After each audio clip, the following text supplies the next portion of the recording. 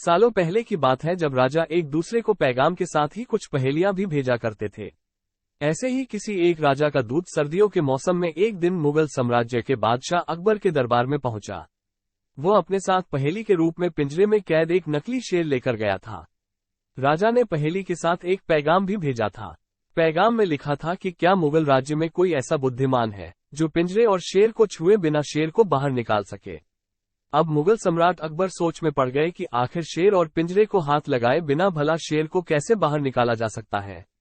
पहेली के साथ भेजे गए पैगाम में ये भी साफ लिखा था कि पिंजरे से शेर को बाहर निकालने के लिए एक व्यक्ति को एक ही बार मौका मिलेगा। अकबर काफी परेशान हो गए।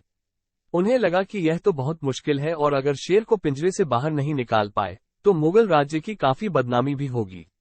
ये सब सोचते सोचते उन्होंने दरबार में मौजूद सभी की तरफ देखते हुए पूछा, है कोई जो इस पहेली को सुलझा सके? लेकिन हर कोई इसी सोच में डूबा था कि आखिर यह संभव कैसे हो सकता।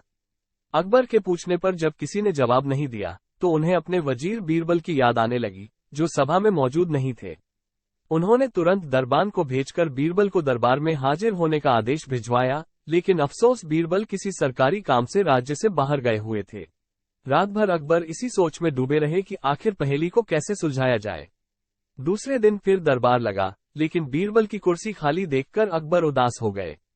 बादशाह ने एक बार फिर दरबारियों से पूछा, क्या किसी के पास इस शेर को पिंजरे से बाहर निकालने की कोई तरकीब है?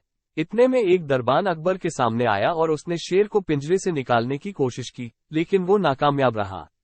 दूसरे दरबान ने पहेली को सुलझाने के लिए एक जादूगर को बुलवाया, लेकिन वो भी विफल रहा। कोशिश करते करते शाम होने को आई, तभी बीरबल दरबार में पहुंच गए।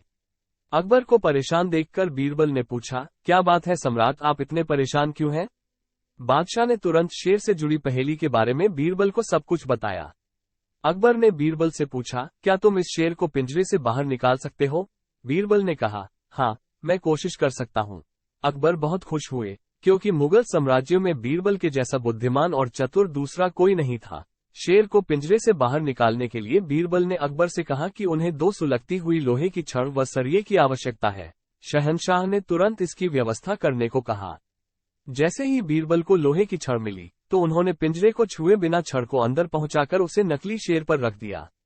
शेर लोहे की गर्म छड़ के स्पर्श में आते ही पिघलने लग गया, क्योंकि वो मोम का शेर था। देखते ही देखते पूरा शेर मोम के रूप में पिंजरे से बाहर निकल गया। बीरबल की इस अक्लमंदी पर अकबर बहुत प्रसन्न हुए। उन्होंने बीरबल से पूछा, अरे, आखिर तुम्हें पता कैसे चला कि यह पिंजरे के अंदर मोम का शेर कैद है? बीरबल ने बड़ी ही नम्रता से जवाब दिया, हजूर, बस शेर को गौर से देखने की जरूरत थी। मैंने जब पहेली के बारे में जानने के बाद उसे गौर से देखा तो लगा कि यह मोम का शेर हो सकता है।